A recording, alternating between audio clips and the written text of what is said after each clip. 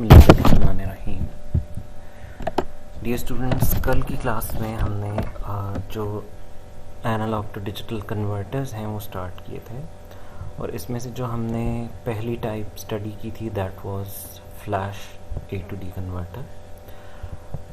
Flash A to D converter आपने देखा था कि that was based on comparators, और नंबर ऑफ कंपैरेटर्स हमने कैलकुलेट करने देखे थे कि हमें नंबर ऑफ कंपैरेटर्स जो रिक्वायर्ड होंगे वो डिपेंड करता है number of bits in the output word के ऊपर, और उसकी हेल्प से हमने नंबर ऑफ कंपैरेटर्स कैलकुलेट किए थे कि वो 2 raised power number of bits में से अगर आप सब्ट्रैक्ट कर दें 1 को तो ये आपके पास रिक्वायर्ड कंपैरेटर्स आ जाते हैं। उसके बाद फिर हमने देखा था कि हमने रेजिस्टिव नेटवर्क्स के थ्रू इन तमाम कंपैरेटर्स का वी रेफरेंस सेट किया था, और उसके बाद फिर हमने एक प्रायोरिटी इनकोडर की हेल्प से जो है वो डिजिटल आउटपुट जनरेट की थी। ठीक है, अब आज हम दूसरी टाइप पढ़ने जा रहे हैं, this is counter type ADC.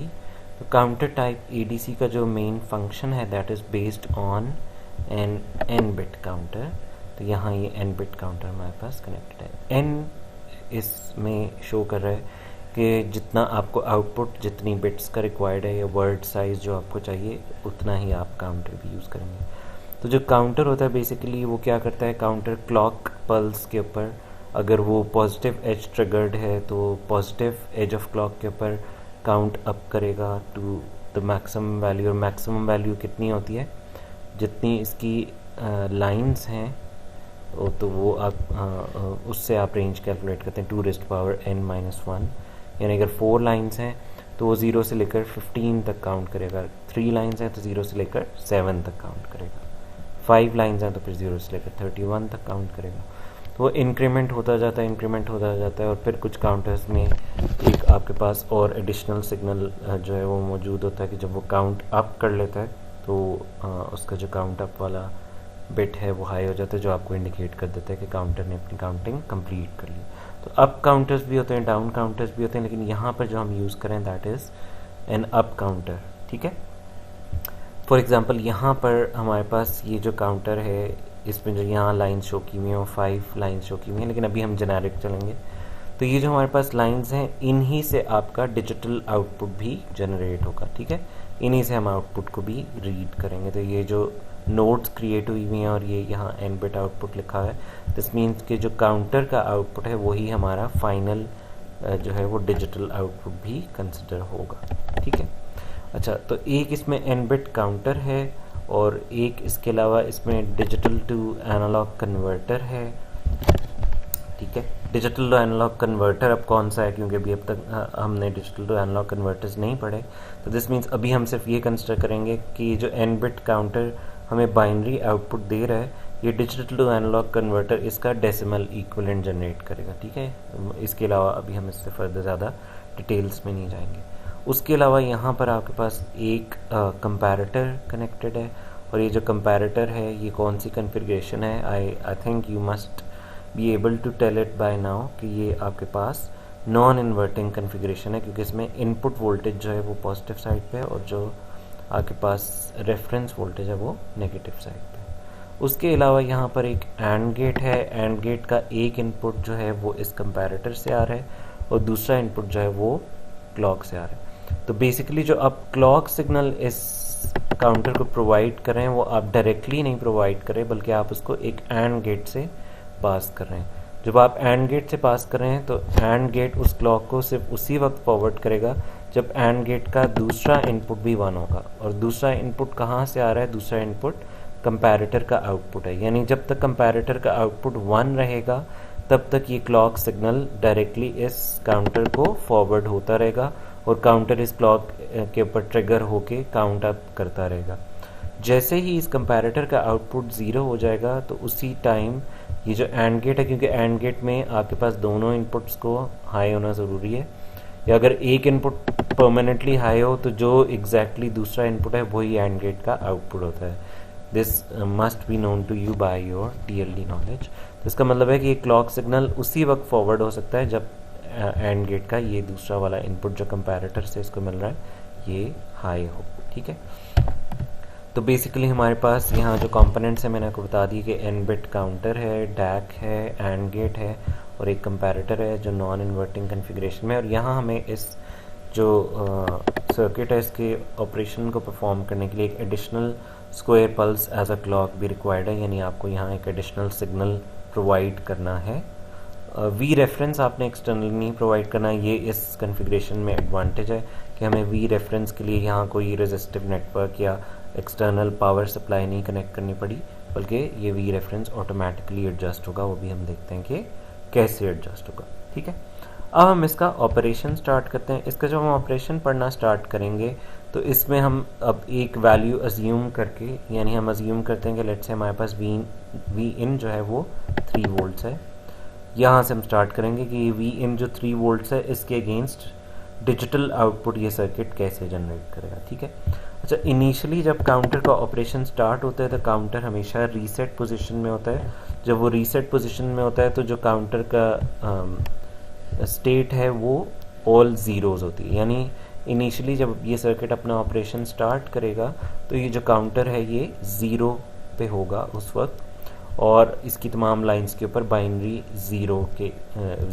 Zeros आ रहे होंगे, यानी 0 के इक्विवेलेंट जो भी n बिट वर्ड है वो तमाम बिट्स इसकी 0 होंगी। ठीक है, तो इसका मतलब है कि इस टाइम पे काउंटर जो है वो 0 प्रोवाइड कर रहा है डैक को। ठीक है, और वी इन आप क्लियरली देख लें, जो 3 वोल्ट्स का सिग्नल है वो आप कहाँ दे रहे हैं, वो आप कंपैरेटर पे दे रहे हैं, जिसको आपने वी इन वो सिग्नल है जिसको आपने डिजिटल में कन्वर्ट करना। ठीक है, तो अब आपका जो डैक है वो बाइनरी ज़ीरो जो उसको यहाँ से मिल रहे हैं, यानी बाइनरी में जो 0 का इक्विवेलेंट मिल रहा है इस काउंटर की हेल्प से, उसको कन्वर्ट करेगा एनालॉग आउटपुट में, और वो 0 इन डेसिमल आ जाएगा या 0 वोल्ट्स आ जाएगा। सो दिस मीन्स अब इस कंपैरेटर को इनपुट पे मिल रहा है 3 वोल्ट्स और इसको रेफरेंस की जगह मिल रहा है 0 वोल्ट्स। सो दिस मीन्स इस कंपैरेटर का जो वी इन है वो इसके वी रेफरेंस से हाई है। वी इन पे 3 वोल्ट्स है और वी रेफरेंस पे 0 वोल्ट्स है। सो दिस मीन्स इस कंपैरेटर का आउटपुट जो है वो 1 हो जाएगा। ऐसे ही होगा ना, जब आपका वी इन वी रेफरेंस से हाई है और नॉन इन्वर्टिंग कन्फिग्रेशन है। सो दिस मीन्स जब आपका इनपुट जो है वो वी रेफरेंस को एक्सीड कर रहा है तो आपका कंपैरेटर हाई आउटपुट जनरेट करेगा। जब वो हाई आउटपुट जनरेट करेगा तो दिस मीन्स अब एंड गेट के एक इनपुट पे हाई आ रहा है और दूसरे इनपुट पे आपने लगाया हुआ है clock pulse. So this means ये क्लॉक पल्स इस काउंटर को फॉरवर्ड हो जाएगी। जब ये क्लॉक पल्स इस काउंटर को फॉरवर्ड हो जाएगी तो दिस मीन्स अब ये काउंटर काउंट अप करना स्टार्ट करेगा। तो अब इसने काउंट अप जब किया तो अब इसके आउटपुट के ऊपर जब काउंट अप करेगा तो क्या होगा, 0 से 1 हो जाएगा। तो अब इसके आउटपुट के ऊपर बाइनरी इक्विवेलेंट ऑफ 1 आ रहा होगा। तो जब बाइनरी इक्विवेलेंट ऑफ 1 आ रहा होगा तो इसका मतलब है इस डैक को यहाँ पर जो डिजिटल इनपुट मिल रही है वो क्या मिल रही है, बाइनरी इक्विवेलेंट ऑफ 1। तो जब इसको digital input binary equivalent to 1 मिल रही है तो ये इसके अगेंस्ट एनालॉग आउटपुट जनरेट करेगा और वो वोल्टेज होगी और वो 1 वोल्ट के इक्विवेलेंट होगी। तो अब आप अगर सिचुएशन कंसिडर करें तो वी इन तो आपने जो अप्लाई किया वो 3 वोल्ट्स है और अब वी रेफरेंस आपके पास आ रहा है 1 वोल्ट। ठीक है, तो अब भी वी इन जो है वो वी रेफरेंस से हायर है। सो दिस मीन्स ये नॉन इन्वर्टिंग कंपैरेटर जो है ये हाई आउटपुट ही जनरेट करेगा, बिकॉज 1 वोल्ट जो है वो 3 वोल्ट से कम है, इनपुट आपकी वी रेफरेंस को एक्सीड कर रही है तो कंपैरेटर हाई आउटपुट जनरेट करेगा। तो अब भी जब कंपैरेटर ने हाई आउटपुट जनरेट किया तो दिस मीन्स इस एंड गेट को एक इनपुट पे 1 मिल रही है तो अगेन ये क्लॉक सिग्नल को फॉरवर्ड करेगा। जब ये क्लॉक सिग्नल को फॉरवर्ड करेगा तो काउंटर अगेन अप काउंट करेगा और इस काउंटर की वैल्यू अब 1 से हो जाएगी 2। तो अब जब 2 हो गई तो दिस मीन्स यहाँ इसकी जो डिजिटल आउटपुट है उसके ऊपर 2 के इक्विवेलेंट आ रहा होगा बाइनरी नंबर, यानी अगर इस केस में देखो तो 00010 आ रहा होगा। तो यानी डैक को इसके बाइनरी इनपुट में मिल रहा है 2, जिसको ये कन्वर्ट करेगा एनालॉग आउटपुट में 2 वोल्ट्स के इक्विवेलेंट। और अब अगेन ये कंपैरेटर कंपैरिजन करेगा, वी रेफरेंस पे है 2 वोल्ट और वी इन है 3 वोल्ट। सो दिस मीन्स अब अगेन इस कंपैरेटर का आउटपुट हाई होगा क्योंकि वी इन अभी भी वी रेफरेंस से ज़्यादा है।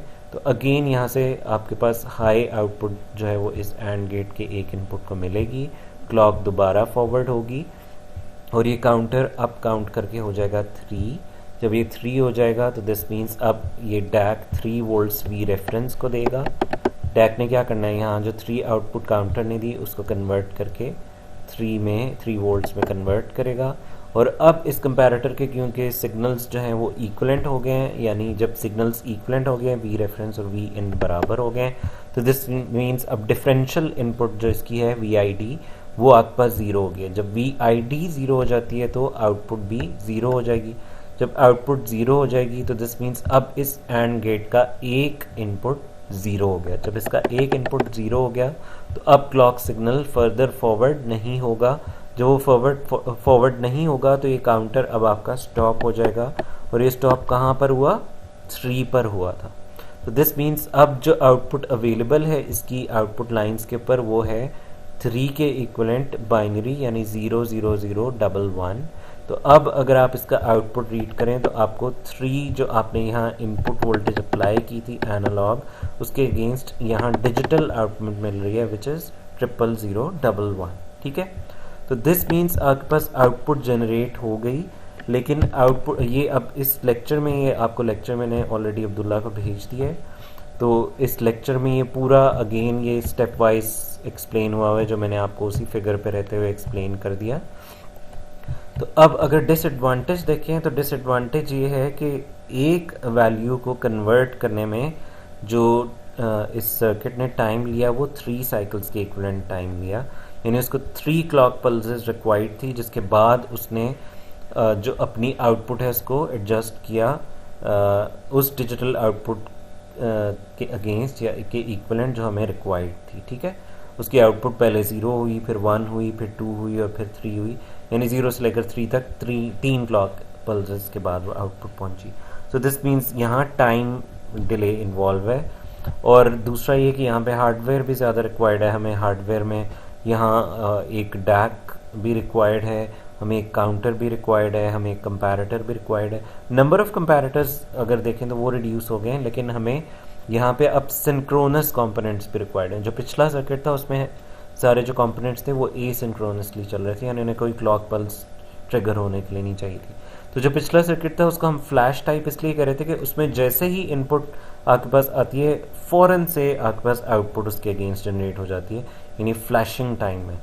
लेकिन इस पर्टिकुलर केस में आपके पास अगर इनपुट कोई भी आई है तो उसमें हमें मल्टीपल क्लॉक पल्सेस रिक्वायर्ड है। अगर फॉर एग्जांपल यहाँ तो अभी मेरे पास इनपुट 3 था तो मुझे 3 क्लॉक पल्सेस लगे। अगर इनपुट 5 होता तो फिर 5 क्लॉक पल्सेस रिक्वायर्ड होती काउंटर को 5 तक पहुँचने पे, तब जाके उसका स्टॉप होता ऑपरेशन और आउटपुट स्टेबलाइज होती।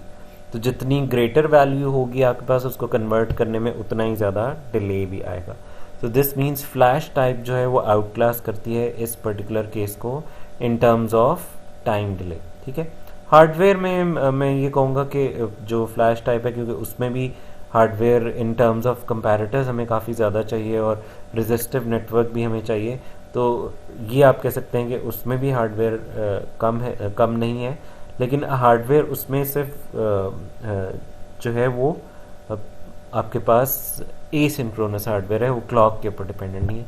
यहाँ क्लॉक की डिपेंडेंसी जो है वो इन्वॉल्व हो जाती है। ठीक है, तो ये आपके पास जो सेकंड टाइप है ये कंप्लीट हो गई। और ये इस वीक का जो हमारा कंटेंट है 3 क्रेडिट आवर के इक्विवेलेंट, ये मैंने आपको डिलीवर कर दिया है। 3 क्रेडिट आवर में इसे इसलिए कहूँगा क्योंकि जो हमारा पहला लेक्चर था that was quite heavy lecture, वो 1 आवर से ज़्यादा का था, तो इसलिए मैंने जो कल का लेक्चर था और जो आज का लेक्चर है वो स्लाइटली कम रखा है ताकि आप इसके कॉन्सेप्ट को ग्रास्प कर सकें या ग्रैब कर सकें। अब हमारी जो नेक्स्ट वीडियो अपलोड होगी, मैंने जो स्केड्यूलिंग की है वो मैंने कोऑर्डिनेटर को भेज दिया, शायद आपको भी फॉरवर्ड हो गई हो। तो हमारी जो वीडियोस अपलोड हुआ करेंगी वो वेडनेसडे, थर्सडे और फ्राइडे की इवनिंग में अपलोड हुआ करेंगी और उसी दिन आपको उसका PDF भी मिल जाया करेगा। तो नाउ इट्स योर रिस्पॉन्सिबिलिटी कि आपने उस PDF, क्योंकि PDF मैं हमेशा पहले भेजता हूँ इसीलिए कि जब आप वीडियो देखने बैठें तो आपके पास PDF अवेलेबल हो, आप अपने पास फ़ोन के ऊपर उस PDF को जो है वो एक्सेस कर सकें और साथ साथ आप वीडियो देख सकें। और वीडियो आपको ये भी प्रोविज़न देती है कि आप वीडियो को पॉज कर सकते हैं अगर किसी पॉइंट पे आपको मसला हो रहा है। या अगर मैं वीडियो में लेक्चर में किसी पॉइंट पे हूँ जो लेट से थर्ड पेज पे और उसमें पेज नंबर 1 को रेफ़र करना पड़ता है, तो आप अपने फ़ोन पे जो PDF आपको अवेलेबल है उसमें पेज नंबर 1 को फ़ौरन से रेफ़र करके वीडियो को पॉज करके देख भी सकते हैं। तो आपके पास यहाँ पे जो बेसिकली फ्लेक्सिबिलिटी है वो काफ़ी ज़्यादा है एज़ कम्पेयर टू क्लास। आप जितना मर्जी टाइम लें और जो आपका कन्वीनियंट टाइम है उसमें आप अपना कंटेंट जो है उसे पढ़ सकते हैं। ठीक है, so thank you very much, wish you all the best. इंशाल्लाह अब नेक्स्ट वीक की जो लेक्चर्स हैं वो मैं वेडनेसडे से अपलोड करना स्टार्ट करूँगा। Thank you.